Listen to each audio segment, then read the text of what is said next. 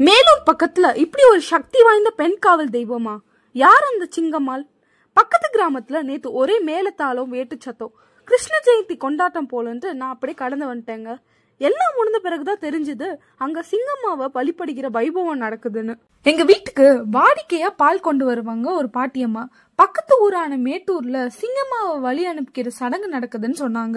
யார் அந்த சிங்கம்மான்னு தெரியுமா? அது ஒரு பெண்ணின் ஆவியாம்.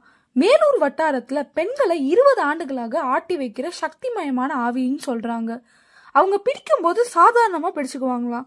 ஆனா விட்டுட்டு போக வேணும்னா அவங்களுக்கு குறைஞ்சபட்சம் 50,000 ரூபாய் செலவு வச்சுட்டு தான் போவாங்களாம் அப்படின்ட்டு உள்ளூர் மக்கள்லாம் சொல்றாங்க. இதோட வரலாறு பற்றி பாட்டி சொன்ன கதை தான் இது.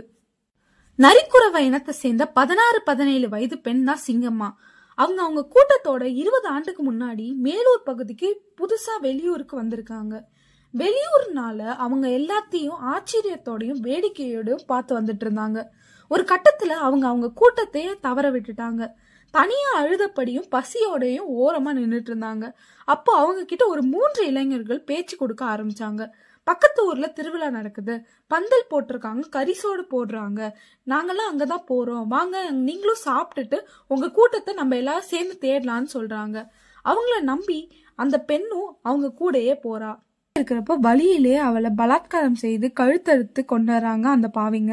சம்பவம் நடந்தது மேலூர்லனால அங்கேயே அவளுக்கு கோயில் கட்டி வழிபடுறாங்க அவளோட கூட்டத்தினர். இந்த சுட்டு வட்டாரத்துல எந்த பெண் பாதிக்கப்பட்டாலும் சிங்கம்மா காவல் தெய்வமா வந்து காத்து நிப்பாலாம் அப்படிங்கிறது மக்களோட நம்பிக்கை.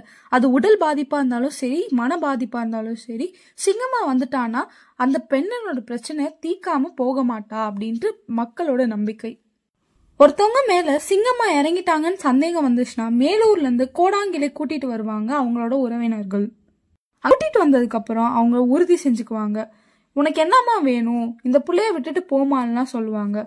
கரிசோறுல தொடங்கி புத்தாடை, வளையல், வேற என்னென்னலாம் கேக்குதோ அதை அனைத்தையும் வாங்கி கொடுப்பாங்க. திங்கட்கிழமை தான் சிங்கம்மா வீடு திரும்புவாங்க. இன்னைக்கு சொந்த பந்தங்களை எல்லாரையும் வீட்டுக்கு வர வச்சு அவங்களுக்கு சாப்பாடு செஞ்சு போட வேணும். அப்புறம் மேலத்தாளம், வான வேடிக்கை, மாலை மரியாதையோட சடங்கெல்லாம் செஞ்சு அவங்கள போக ஒப்புக்கொள்ள வைக்கணும். சில நேரத்துல அவங்க அடுத்த வாரம் திங்கட்கிழமை போறேன்னு கூட சொல்வதாக உண்டு. அப்படியே போகிறேன்னு சொன்னாங்கன்னா அவங்க ஒப்புக்கொண்டாங்கன்னா அவங்களுக்கு வேன் பிடித்து மேலூரில் உள்ள சிங்கம்மா கோயிலுக்கு உறவினர்களோட அவங்கள அழைத்து போகணும். கடைசியாக உனக்கு எந்த குதிரை பிடிச்சிருக்கோ அந்த குதிரை மேல ஏறிக்கோன்னு சொல்லணும். அப்போதான் சிங்கம்மா வெளியே போவாங்க.